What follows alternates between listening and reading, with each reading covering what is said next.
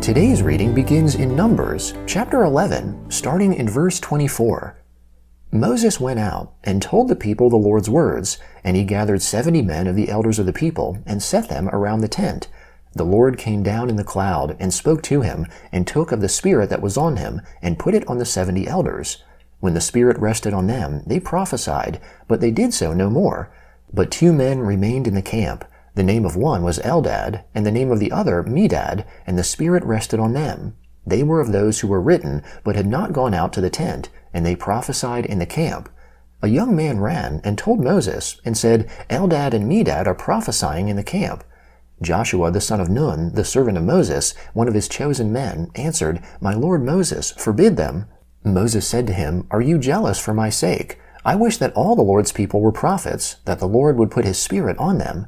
Moses went into the camp, he and the elders of Israel. A wind from the Lord went out and brought quails from the sea, and let them fall by the camp, about a day's journey on this side, and a day's journey on the other side, around the camp, and about 2 cubits above the surface of the earth.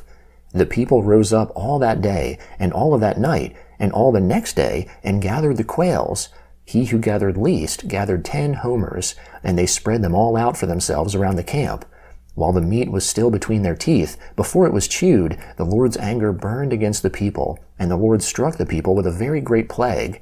The name of that place was called Kibroth Hattaavah, because there they buried the people who lusted.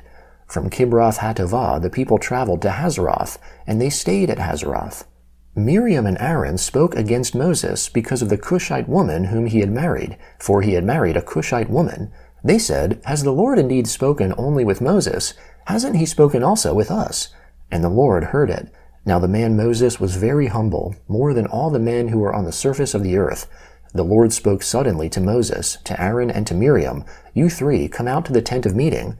The 3 of them came out. The Lord came down in a pillar of cloud, and stood at the door of the tent, and called Aaron and Miriam, and they both came forward. He said, Now hear my words. If there is a prophet amongst you, I, the Lord, will make myself known to him in a vision. I will speak with him in a dream. My servant Moses is not so. He is faithful in all my house. With him I will speak mouth to mouth, even plainly, and not in riddles, and he shall see the Lord's form. Why then were you not afraid to speak against my servant, against Moses? The Lord's anger burned against them, and he departed. The cloud departed from over the tent, and behold, Miriam was leprous, as white as snow. Aaron looked at Miriam, and behold, she was leprous. Aaron said to Moses, Oh, my Lord, please don't count this sin against us, in which we have done foolishly, and in which we have sinned. Let her not, I pray, be as one of the dead, of whom the flesh is half consumed when he comes out of his mother's womb. Moses cried to the Lord, saying, Heal her, Lord, I beg you. The Lord said to Moses, If her father had but spit in her face, shouldn't she be ashamed 7 days? Let her be shut up outside of the camp 7 days, and after that she shall be brought in again. Miriam was shut up outside of the camp 7 days, and the people didn't travel until Miriam was brought in again. Afterward the people traveled from Hazeroth, and encamped in the wilderness of Paran. The Lord spoke to Moses, saying, Send men, that they may spy out the land of Canaan, which I give to the children of Israel. Of every tribe of their fathers you shall send a man, every one a prince amongst them. Moses sent them from the wilderness of Paran, according to the commandment of the Lord. All of them were men who were heads of the children of Israel. These were their names. Of the tribe of Reuben, Shammua the son of Zaccur. Of the tribe of Simeon, Shaphat the son of Hori. Of the tribe of Judah, Caleb the son of Jephunneh. Of the tribe of Issachar, Igal the son of Joseph. Of the tribe of Ephraim, Hoshea the son of Nun. Of the tribe of Benjamin, Palti the son of Raphu. Of the tribe of Zebulun, Gaddiel the son of Sodi. Of the tribe of Joseph, of the tribe of Manasseh, Gadi the son of Susi. Of the tribe of Dan, Amiel the son of Gemali. Of the tribe of Asher, Sethur the son of Michael. Of the tribe of Naphtali, Nabi the son of Vophsi. Of the tribe of Gad, Geuel the son of Maki. These are the names of the men whom Moses sent to spy out the land. Moses called Hoshea the son of Nun Joshua. Moses sent them to spy out the land of Canaan, and said to them, Go up this way by the south, and go up into the hill country. See the land, what it is, and the people who dwell therein, whether they are strong or weak, whether they are few or many, and what the land is that they dwell in, whether it is good or bad, and what cities they are that they dwell in, whether in camps or in strongholds, and what the land is, whether it is fertile or poor, whether there is wood therein or not. Be courageous, and bring some of the fruit of the land. Now the time was the time of the first ripe grapes. So they went up and spied out the land from the wilderness of Zin to Rehob, to the entrance of Hamath. They went up by the south, and came to Hebron, and Ahiman, Sheshai, and Talmai, the children of Anak, were there. Now Hebron was built 7 years before Zon in Egypt. They came to the valley of Eshcol, and cut down from there a branch with one cluster of grapes, and they bore it on a staff between two. They also brought some of the pomegranates and figs. That place was called the Valley of Eshcol, because of the cluster which the children of Israel cut down from there. They returned from spying out the land at the end of 40 days. They went and came to Moses, to Aaron, and to all the congregation of the children of Israel, to the wilderness of Paran, to Kadesh, and brought back word to them and to all the congregation. They showed them the fruit of the land. They told him and said, We came to the land where you sent us. Surely it flows with milk and honey, and this is its fruit. However, the people who dwell in the land are strong, and the cities are fortified and very large. Moreover, we saw the children of Anak there. Amalek dwells in the land of the south. The Hittite, the Jebusite, and the Amorite dwell in the hill country. The Canaanite dwells by the sea, and along the side of the Jordan. Caleb stilled the people before Moses, and said, Let's go up at once and possess it, for we are well able to overcome it. But the men who went up with him said, We aren't able to go up against the people, for they are stronger than we. They brought up an evil report of the land which they had spied out to the children of Israel, saying, The land, through which we have gone to spy it out, is a land that eats up its inhabitants, and all the people who we saw in it are men of great stature. There we saw the Nephilim, the sons of Anak, who come from the Nephilim. We were in our own sight as grasshoppers, and so we were in their sight.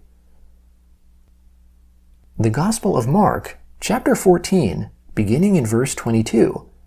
As they were eating, Jesus took bread, and when he had blessed it, he broke it and gave it to them, and said, Take, eat, this is my body. He took the cup, and when he had given thanks, he gave to them. They all drank of it. He said to them, This is my blood of the new covenant, which is poured out for many. Most certainly I tell you, I will no more drink of the fruit of the vine until that day when I drink it anew in God's kingdom. When they had sung a hymn, they went out to the Mount of Olives. Jesus said to them, All of you will be made to stumble because of me tonight, for it is written, I will strike the shepherd, and the sheep will be scattered. However, after I am raised up, I will go before you into Galilee. But Peter said to him, Although all will be offended, yet I will not. Jesus said to him, Most certainly I tell you that you today, even this night, before the rooster crows twice, you will deny me 3 times. But he spoke all the more, If I must die with you, I will not deny you. They all said the same thing. They came to a place which was named Gethsemane. He said to his disciples, Sit here while I pray. He took with him Peter, James, and John, and began to be greatly troubled and distressed. He said to them, My soul is exceedingly sorrowful, even to death. Stay here and watch.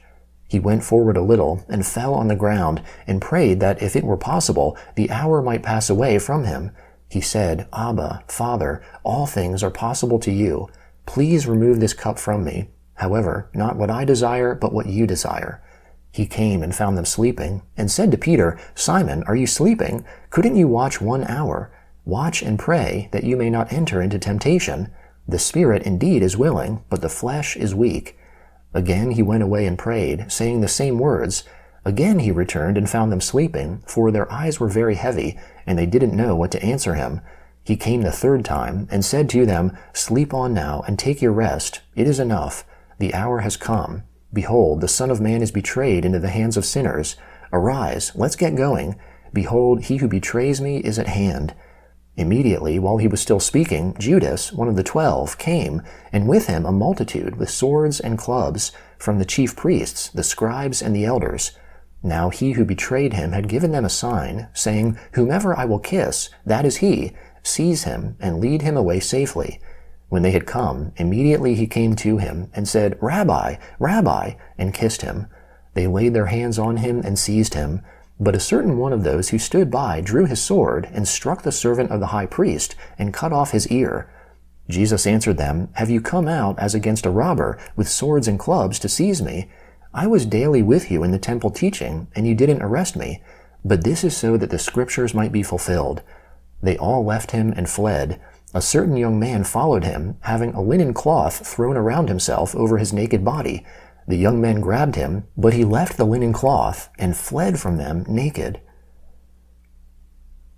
Psalm 52, beginning in verse 1. Why do you boast of mischief, mighty man? God's loving kindness endures continually. Your tongue plots destruction like a sharp razor, working deceitfully. You love evil more than good, lying rather than speaking the truth. You love all devouring words, you deceitful tongue. God will likewise destroy you forever. He will take you up and pluck you out of your tent and root you out of the land of the living. The righteous also will see it and fear and laugh at him, saying, "Behold, this is the man who didn't make God his strength, but trusted in the abundance of his riches and strengthened himself in his wickedness. But as for me, I am like a green olive tree in God's house. I trust in God's loving kindness forever and ever. I will give you thanks forever because you have done it. I will hope in your name, for it is good, in the presence of your saints." Proverbs chapter 11, beginning in verse 1. A false balance is an abomination to the Lord, but accurate weights are his delight. When pride comes, then comes shame, but with humility comes wisdom. The integrity of the upright shall guide them, but the perverseness of the treacherous shall destroy them.